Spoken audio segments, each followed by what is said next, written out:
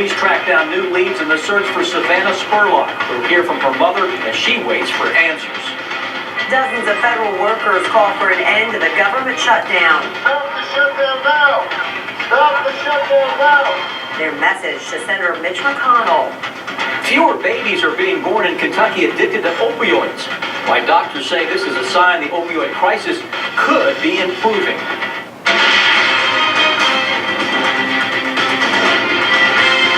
This is WKYT News at 6.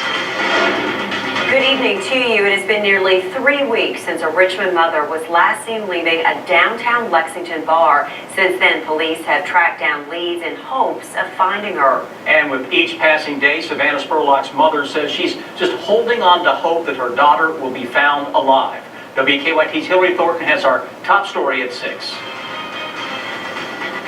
I just want to know so bad where Savannah is and that she's okay. It has been nearly 3 weeks since anyone saw or heard from 22-year-old Savannah Spurlock. I worry every day. I worry so much. Richmond police and other agencies working around the clock to find the mother of 4 young children. They are not able to share with me details because it is so active.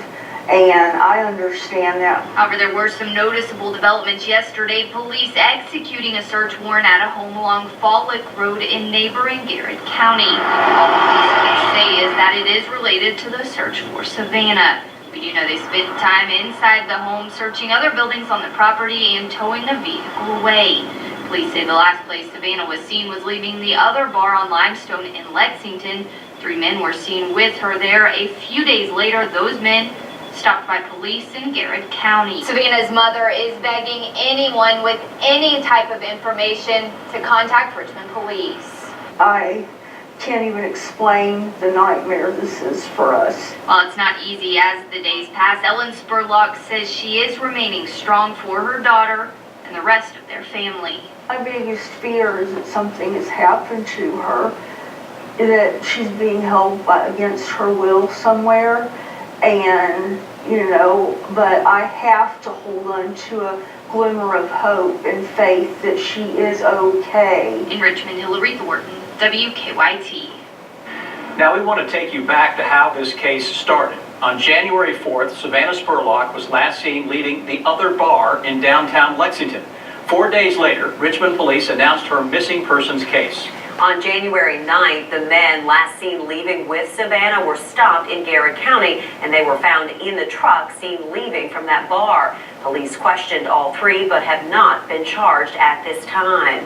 As police continued to go through the leads, friends and family of Savannah held a search party in Garrett County. And that brings us to yesterday when police served that search warrant in a home in Garrett County. You can track the search for Savannah Spurlock on WKYT.com.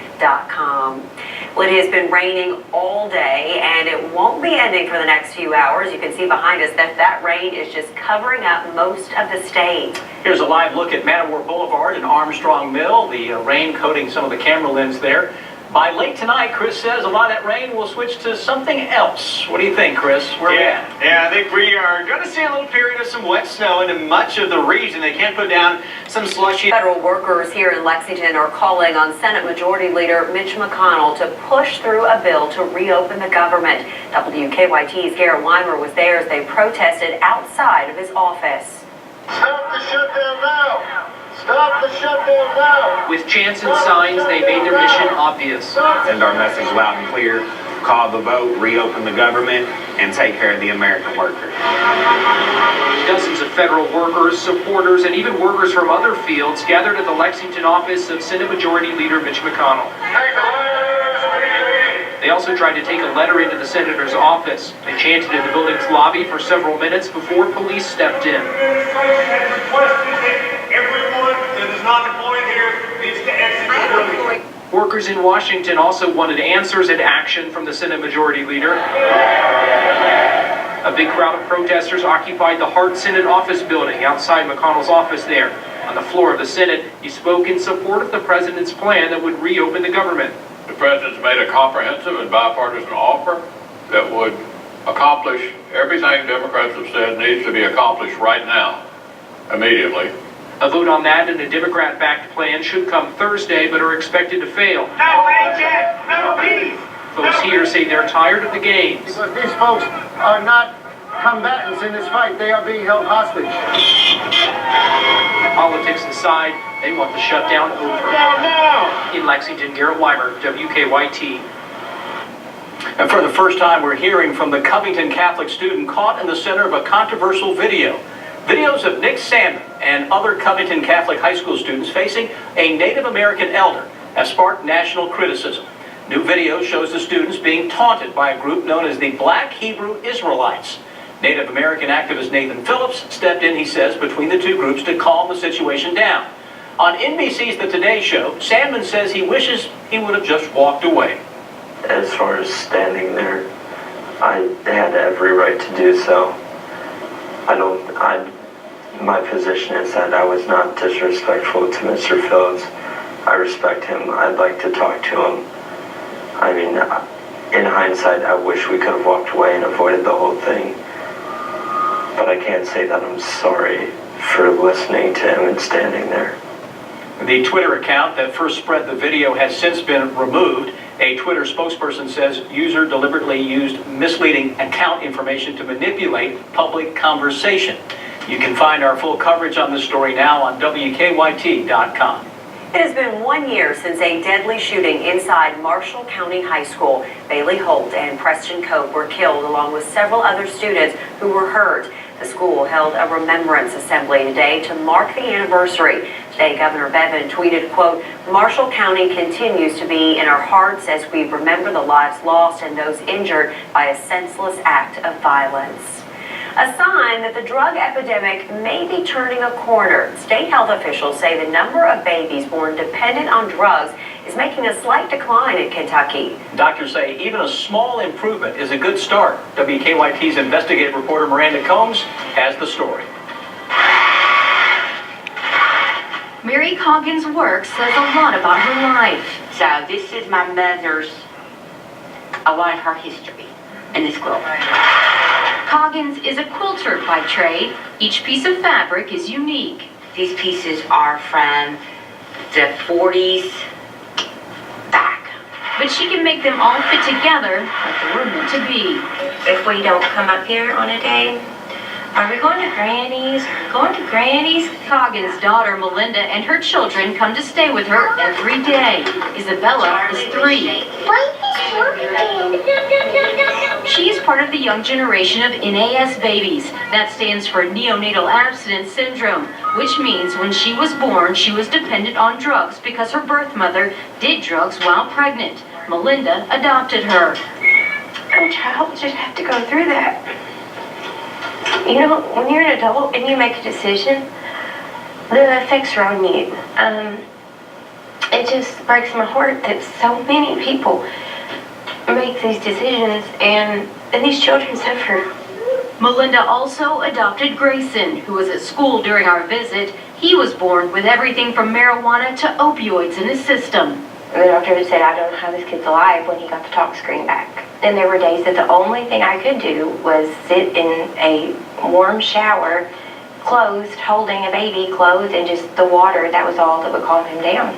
They don't eat well, and they don't sleep well, and they're irritated, and they have diarrhea. Dr. Connie White with the Kentucky Cabinet for Health and Family Services. We have an epidemic of epidemics. We have opioid use disorder epidemic. We have hepatitis C epidemic. We have an NAS epidemic. But Dr. White says there is some good news. For Kentucky residents only, there appears to be a slight drop in babies born dependent on drugs. In 2017, there were 1,234 NAS babies, and last year it dropped a little to 1,114. So it hasn't dropped off the map. Okay, so what does that mean to you? That tells me that there's a trend, that that these moms are getting more treatment possibly. She advocates medically assisted treatment for mothers before delivery. It may not stop a baby's withdrawal, but she says it tends to make it much easier on the baby. There's no way to measure this. So you have to watch them over time, and you have to watch them over a long period of time. But every baby is different. Some take seconds after birth to show withdrawal signs. Others seem perfectly fine for a week before symptoms show up, similar to Grayson and Olivia. Both have reacted very differently to being born with NAS. She wants all these old little dot lines followed. But just like their grandmother's quilt, all the pieces are eventually coming together. In Somerset, Miranda Combs, WKYT. There are a couple of different formulas for calculating the number of babies born with NAS. The state only tracks actual residents of Kentucky, and it does not double count if a baby was born at one hospital and then transferred to another. Scammers are taking advantage of Lexington's homeless, why police say they're being used to cash fake checks. A Kentucky hard hat company is turning 100, and for the first time, a woman is in charge. Y'all need diversity of thought and experience, and so if I bring some diversity to the table, that's great. How a small town plant is impacting safety worldwide. Friday at 6 on WKYT. New Nissan.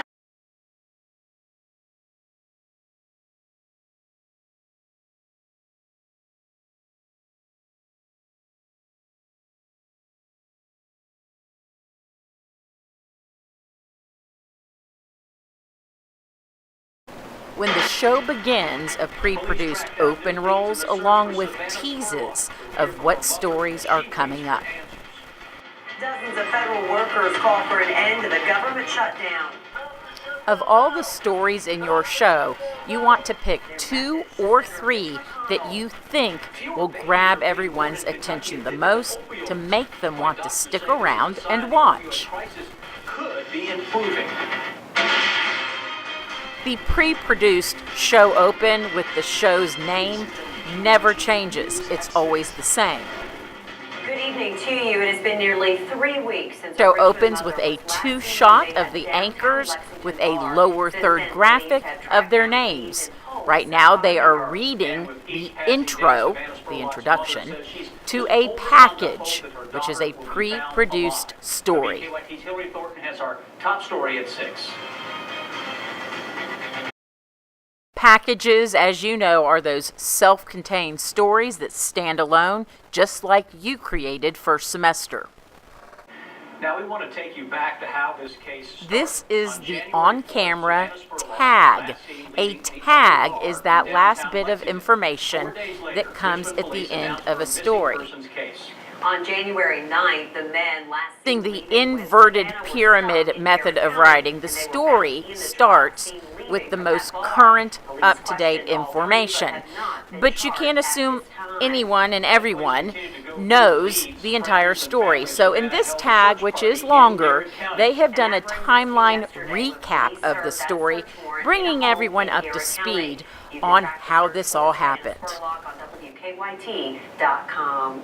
Well, it has been raining all day, and it... Back on a 2-shot, the anchors are now transitioning to weather. They will toss over to Chris Bailey, the weatherman, and he will do a quick segment, ultimately teasing ahead, previewing what his forecast will be.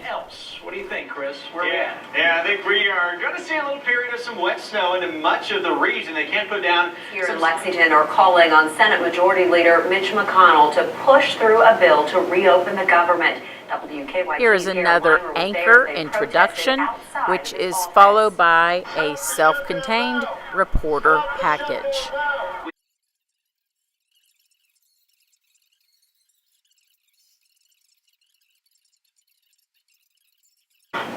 And for the first time, we're hearing from the Covington Catholic student caught in the center of a controversial video.